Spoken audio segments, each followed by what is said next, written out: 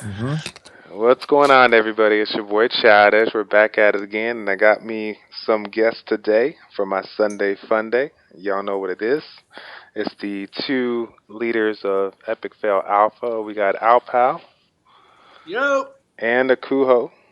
Hey, what's up, everybody? Oh, Akuho, aka the Hebrew Hammer. He says the Hebrew Hammer. I just found this one out today too, so don't laugh too hard. The Hebrew Hammer. That's what he calls There's himself now. So there are get it. pictures online. There are pictures online. The pictures, if any pictures, then it's broken. But, anyways, guys, we're gonna talk about a little bit about Guild Wars, our strategy explained in a nutshell, in an abbreviated format. But before we kind of get into that, we'll talk a little bit again. So, for anybody new to the channel, welcome to the channel. Our Epic Fail community that got started a few months back was originally one guild that broke into two when we had a group of competitive players and people that just kind of wanted to farm, which is there formed the alpha and beta team. The alpha being the competitive guild and the beta being the farming guild. And so as we came together in the alpha community, we had it was comprised of about 12 players that started out doing exceptionally well. We maintained a Guardian 1 status for the first 3 to 4 weeks, despite our low numbers, and we did very, very well. We had a couple people come and go, but we still held our rank, and we did it with just basic units and runes and so on and so forth. So as we progressed, though, we attempted to climb and change our thought process, our strategies.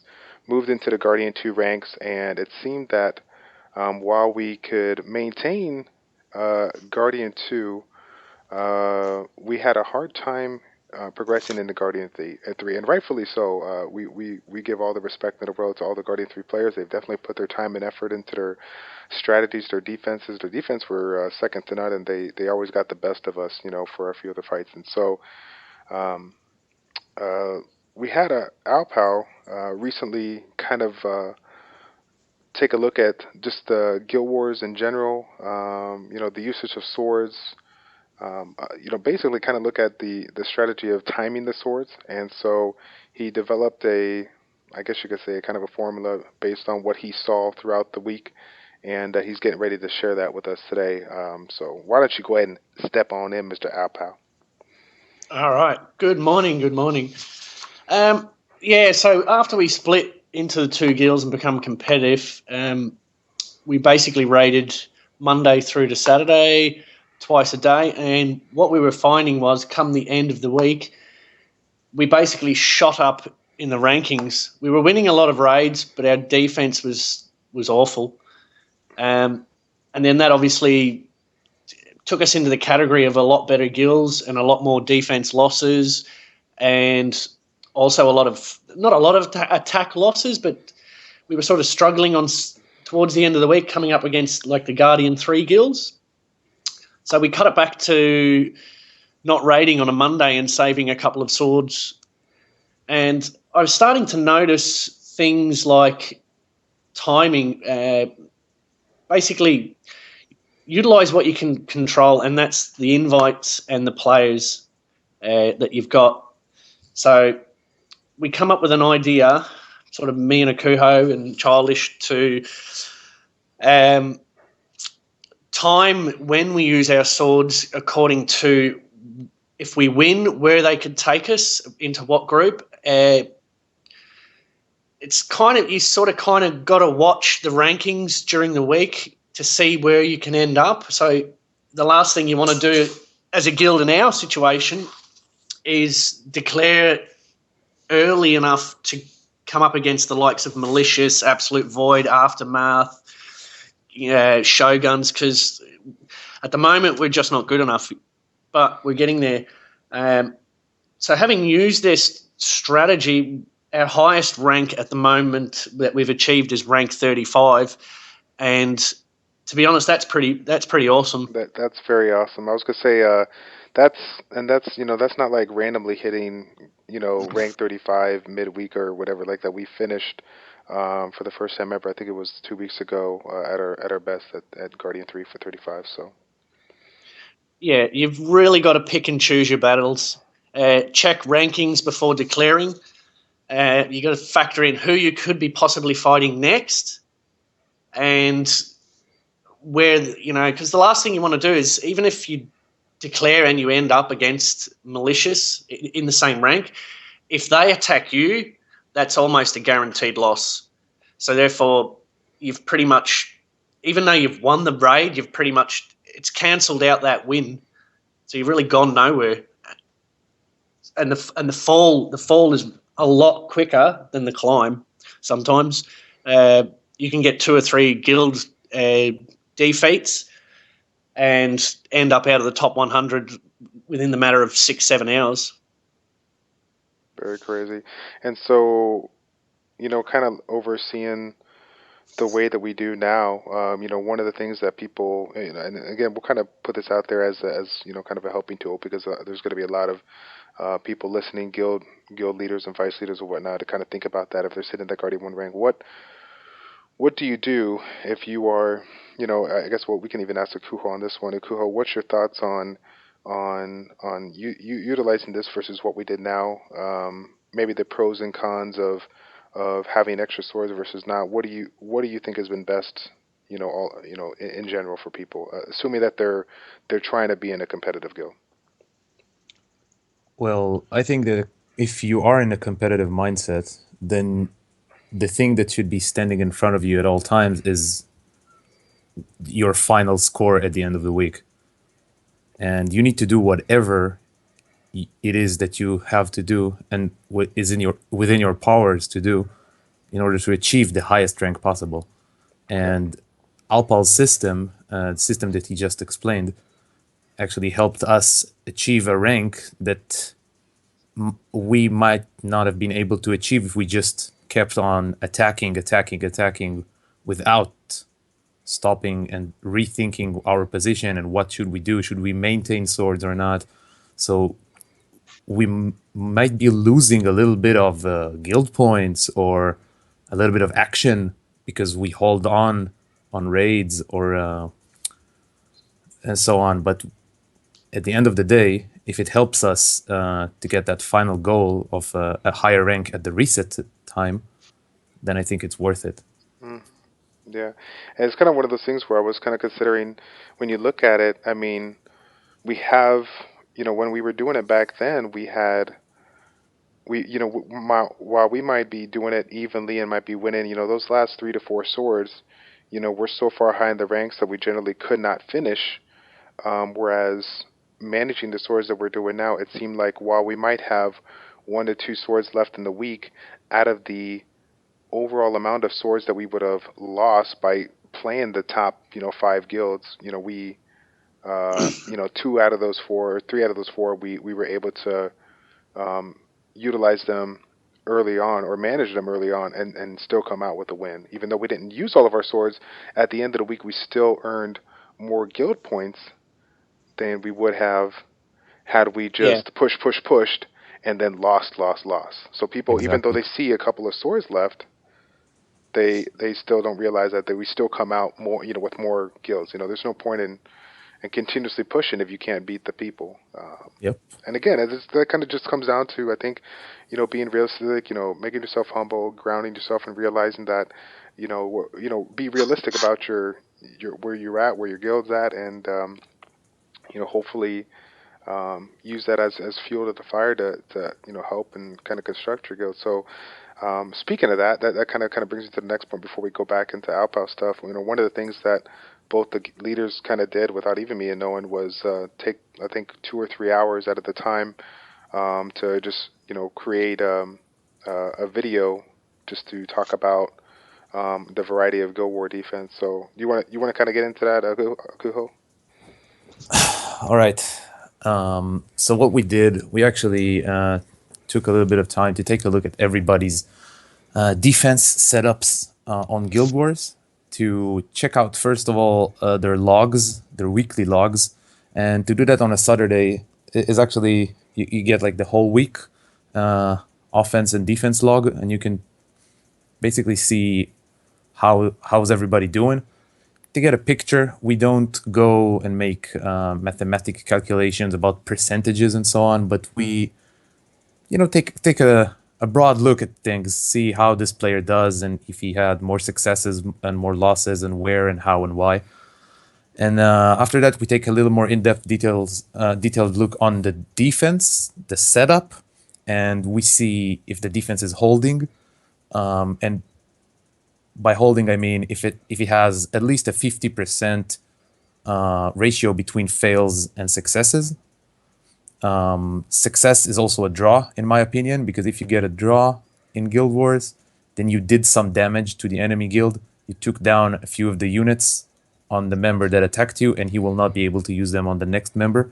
So it's not as bad as just a complete fail. But yeah, we took a more in-depth look at everybody's defense setups, and if we saw some flaws that we thought that can be changed, we took a quick look at that person's whole monster box and rune builds on the units that he used, and just give him some tips and tricks about what should he do. Maybe he should switch around, try a different setup, try to give him some new ways to think about his units.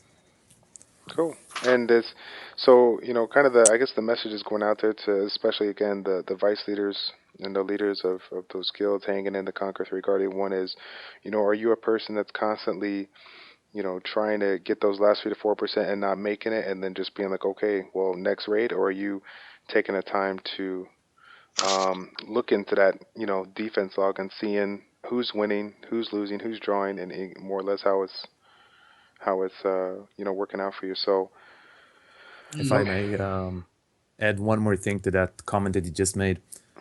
I remember one of your Educate and Dominate videos. I'm not sure which one it was. I think it was Scott Fetus that said that, maybe it was somebody else. Anyways, he said that Guild Wars is the #1 biggest attraction that this game has to offer. And these days, floating around public channels in game, you see so many people that are offering farming guilds for people to join. And I really don't get that. Like, why do you want to join a farming guild instead of just joining a regular guild or a competitive guild? Get your guild points. At some point, you will get them, and just try to achieve better, become better, a better version of yourself and of your guild, and all of the time try to grow. And I think that was Trolling Nami. Trolling Nami. I knew it right when you said it. I knew it right when you said it. That's trolling for sure. I really like that comment that he made. I think that's the right mindset. Yeah. And I was kind of in a neutral position on that one, because I definitely value the competitive aspect. I love the competitive aspect of this stuff, but even though it was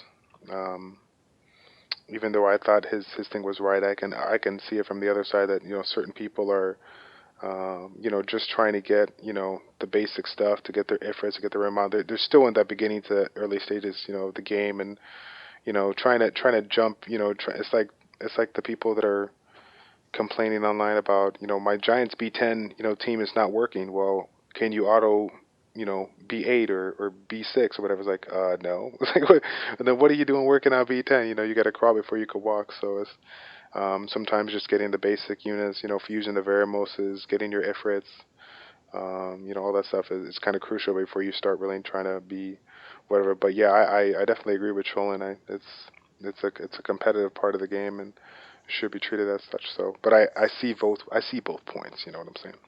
Yeah.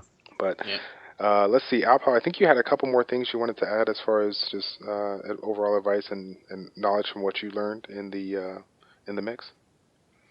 Yeah, it can be very very intricate, Guild Wars, as in when you do pick and choose your raids. I mean, if you're a guild that doesn't have the luxury of a top 30 guild, say, or a top 20, top 10 guild of just everybody meeting for a 2-hour period and banging out 6 swords at the end, you need to really start thinking about what's best for you what's best for your guild. And for us guys, we've got half the guild is in America, or that time zone, and the other half of the guild is in the Southeast Asia, Australia side of the world. And then we've got the Hebrew Hammer in the middle. The Hebrew Hammer. Yeah. Yeah. So things to consider is just try to control every minute aspect that is within your control. For instance, if a guild above you in rankings is an hour away from winning, and you can usually tell, and you've already won a guild raid but haven't declared yet, by declaring, you would jump ahead of them. Therefore, when they declare, they're going to steal more points off you if you had have waited that hour. Does that make sense? Makes sense to me. Yeah.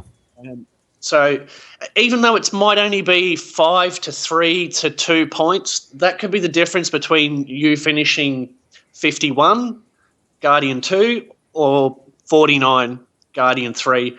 And then it's a win-win situation for just having waited 60 minutes. Everyone in your guild gets more exclusive stones. You get a bit more cred in the community because people start going, oh, look at Epic Fail. They're starting to really come up the rankings. You can start attracting better, more competitive players, and I think that we're starting to hit that recognition stage, if that makes sense. I like it, the recognition stage. Yeah, which is what we're all about. It's not that we're humble with ourselves, but at the same time, we want to be. You have to have that goal of, we want to be a malicious, we want to be an aftermath, we want to be as good as these guilds or as best as possible. The only thing that holds us back is we're a bunch of part-time players, for want of a better word.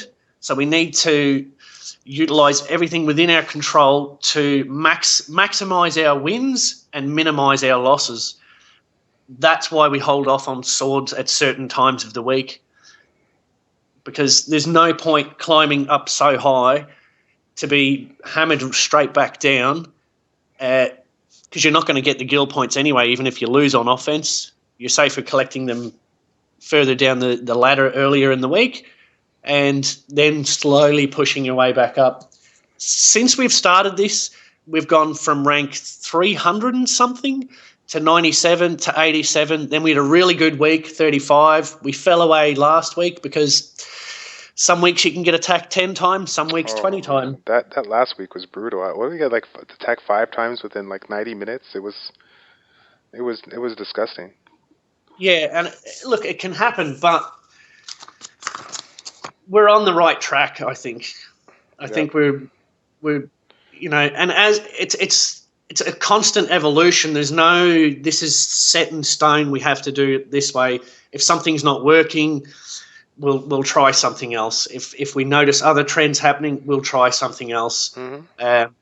Yep, actually, we were just talking about that too, right? We were talking about that right before we started recording about incorporating what I'm calling, I guess, like a challenge week. Don't ask me why I said challenge week, but so we're gonna kind of mix that in. So maybe every 3 to 4 weeks, we'll basically, hold off on our philosophy of the managing swords and intentionally push. Not so much so we can, force the loss or whatever, but just to kind of challenge ourselves and get back into the top ranks, and fight the top players, see their teams, see how they're doing, so we can be like, okay, I get why this team is working. It's some of the times, as it kind of works with all this community, right? The community comes together to figure out various ways and strategies to, better themselves. And sometimes some of the, exact units that people are using to, hit the top ranks are things that we all have, but we didn't think about it, we didn't realize it until we see it in action. So I'm super excited to kind of incorporate that in the future. What do you think about that, Mr. Hebrew Hammer? Again, guys, he gave himself this name, so he's going to get all the flack in the world. This It's based on a movie. There's a character in a movie called the Hebrew Hammer. gotcha, Check it out. gotcha. What sort of movies are you watching? It's a funny movie. It's a comedy. Anyways, the regarding to what you were saying, I completely agree. And again, it goes hand in hand with what I've been saying before, like trying to push yourself to your limits every time, trying to see what you can do in regards of Guild Wars is the meaning of this game, at least in my eyes. And finding out some players are more interested in arena, some players are more interested in getting TOA hard, clear. Some people are more interested in testing out new units. I think that Guild Wars is the most interesting stuff that this game has to offer. That's my personal opinion. So I believe that we're on the right track with what you've been Right. saying. We are on the right track for our guild in our situation, right? If you are, a different guild that has the opportunity to, maybe 95% of your players are in the same, country, continent, or whatever, then obviously you can plan ahead. But for guilds that are in our situations where we have people all around the world at all different times that can't do the power hour like we can, I think managing sword is definitely a great option for you. So. Yeah. Let's see. I was gonna go ahead and we'll kind of jump on in, I guess, because I know we have a couple of people that's gonna be taking some time off, so we'll need to add a couple people in the ranks. I mean, I guess you guys already kind of got a heads up on what our guild's about.